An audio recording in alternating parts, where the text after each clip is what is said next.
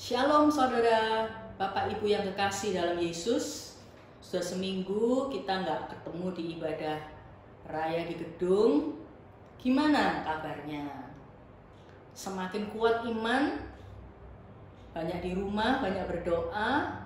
Atau semakin lemah imannya? Mungkin Bapak Ibu banyak yang semakin lemah imannya. Karena apa? Karena terlalu banyak mendengar, membaca, melihat informasi dari media tentang virus corona, tentang imbasnya pada perekonomian, tentang sepinya pembeli, sepinya pengunjung, dan sebagainya, dan sebagainya. Bapak Ibu, hari-hari ini kita mesti benar-benar fokus sama Tuhan. Bapak Ibu, tergantung apa yang Bapak Ibu masukkan dalam pikiran, itu akan mempengaruhi iman Bapak Ibu. Mari kita baca di dalam Filipi 4 ayat 6 sampai 8.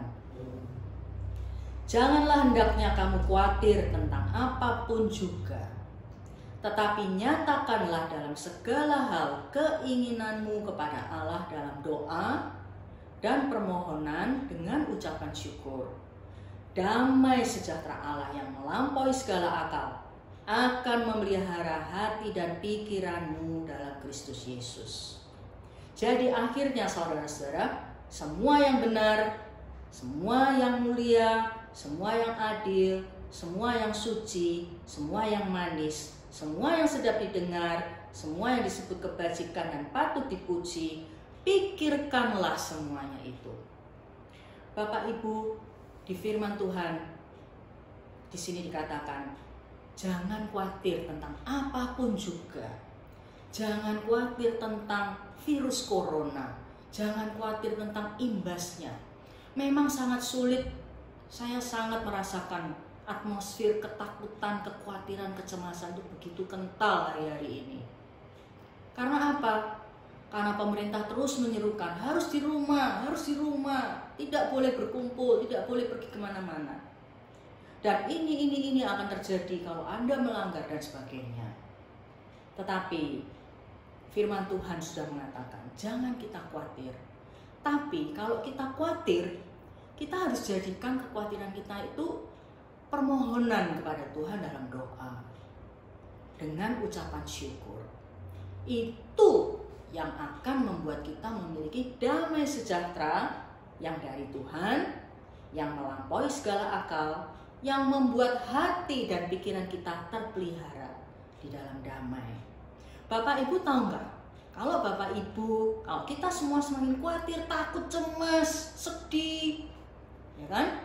Semakin kekebalan tubuh kita menurun, imunitas kita semakin lemah, antibodi kita menjadi jelek. Padahal di dalam suasana yang seperti ini, justru untuk melawan virus corona itu kita mesti bermodalkan imunitas tubuh yang kuat, stamina yang baik, ya, dan juga antibodi yang kuat. Jadi kalau Bapak Ibu khawatir dan cemas dan takut, semakin lemah tubuh kita. Kalau terserang virus corona, mungkin kita bisa benar-benar terinfeksi. Nah, daripada begitu, lebih bagus kita penuh damai. Kita serahkan ke Tuhan kekhawatiran kita. Tuhan sanggup menolong apapun juga yang menjadi masalah kita. Saya tahu Bapak Ibu mungkin sepi dagangannya, langganannya sudah takut keluar rumah, kemana-mana jalanan sepi, ke mall sepi karena memang harus di rumah semuanya. Orang-orang yang bekerja harian itu sungguh-sungguh penuh dengan kekhawatiran karena pemasukan mereka merosot tajam. Bapak Ibu, tapi Tuhan sanggup memelihara kita. Amin. Dan kalau kita menyerahkan kekhawatiran kepada Tuhan dalam doa, maka damai sejahtera memenuhi hati kita. Kalau hati kita tenang dan penuh dengan damai, maka kita kuat. Secara fisik kita kuat, dan kalau virus itu menyerang sekalipun, virus itu dengan sendirinya mati. Karena antibodi di dalam tubuh kita akan mengalahkan virus itu. Bapak Ibu Saudara, beberapa hari yang lalu ketika saya berdoa, Roh Kudus mengatakan seperti ini. Jangan kamu terjerembab di dalam masalah ini sampai kamu jadi egois, sampai kamu jadi mikir hanya untuk diri sendiri melulu. Gimana supaya aku sehat, gimana supaya aku nggak tertular, gimana supaya keluargaku sehat, terus hanya aku, keluargaku, dan seterusnya. Tapi Roh Kudus berkata pada saya, bilang sama jemaatmu, kamu punya Yesus, kamu punya damai sejahtera, kamu punya sumber pertolongan, yaitu Bapa di surga. Kuasanya sanggup menolong kita, kuasanya sanggup memelihara hidup kita, kuasanya sanggup melindungi kita dari penyakit yang sedang merajalela ini. Nah, karena itu kita harus beda. Kita harus justru sekarang ini mengambil kesempatan sebaik-baiknya bertemu dengan setiap orang yang sedang takut dan putus asa, yang di luar Yesus, supaya kita benar-benar memberitakan bahwa di dalam Yesus ada pertolongan, bahwa di dalam Yesus ada pengharapan, ada kesembuhan. Jadi kita ini terang dunia harus bersinar di dalam kegelapan. Justru orang-orang malah lagi khawatir, lagi cemas, kita jangan ikut-ikutan khawatir, tapi kita memberitakan sumber pengharapan, sumber pertolongan, juru selamat, yaitu Yesus. Inilah saatnya yang sangat-sangat tepat untuk bersaksi tentang Yesus. Dan yang kedua, Roh Kudus bilang, berbuatlah baik pada sesama yang jauh lebih membutuhkan pertolongan. Pengendara-pengendara ojek, Gojek driver itu, mereka sangat-sangat terpukul karena sekolah libur, orang-orang bekerja dari rumah, nggak ada yang menyewa mereka, tapi mereka harus makan setiap hari. Pekerja-pekerja harian sangat-sangat terpukul dengan keadaan seperti ini. Kita bisa membelikan makanan buat mereka. Kita beli makanan, tapi bukan diantar ke rumah kita, tapi diberikan pada abang pengemudi Gojek itu. Mungkin kita belikan 4 porsi nasi goreng, itu untuk pengendara itu. Mari kita berbuat baik Bapak Ibu. Mari kita semua berpikir situasi apa yang ada sekeliling kita, siapa yang perlu kita tolong, dan kita berikan perbuatan baik itu. Di dalam Matius 5, kita membaca di sana Matius 5 ya, ayat 14 sampai 16. Kamu adalah terang dunia. Kota yang terletak di atas gunung tidak mungkin tersembunyi. Lagi pula orang tidak menyalakan pelita lalu meletakkannya di bawah gantang, melainkan di atas kaki dian sehingga menerangi semua orang di dalam rumah itu. Demikianlah hendaknya terangmu bercahaya di depan orang, supaya mereka melihat perbuatanmu yang baik dan memuliakan Bapamu yang di sorga. Mari kita tebar perbuatan baik secara nyata kepada setiap orang yang sedang terpukul perekonomian penghasilannya karena virus ini. Kedua, kita bisa menyumbang melalui situs-situs yang terpercaya, Peduli Indonesia, melalui Bamak, melalui ISRA mungkin ya, Indonesia Sejahtera, melalui yang lain-lain lagi. Sekarang sedang marak dihimpun dana untuk tenaga medis, memberikan mereka makanan, memberikan mereka alat pelindung diri, memberikan mereka masker, dan itu membutuhkan dana yang sangat besar. Mereka butuh perhatian dan sumbangsi kita. Mari kita tabur perbuatan baik, kita investasikan perbuatan baik ke sana.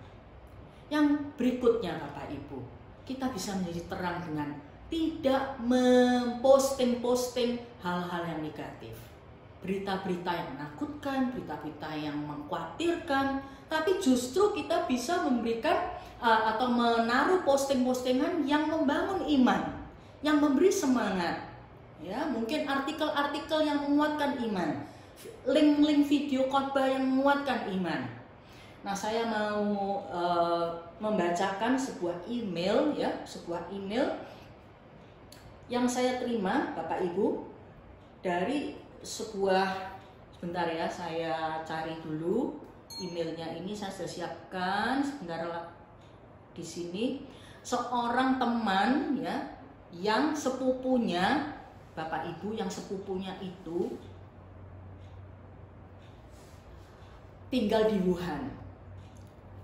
Lalu dia bilang begini, bentar Bapak Ibu, saya bacakan ya.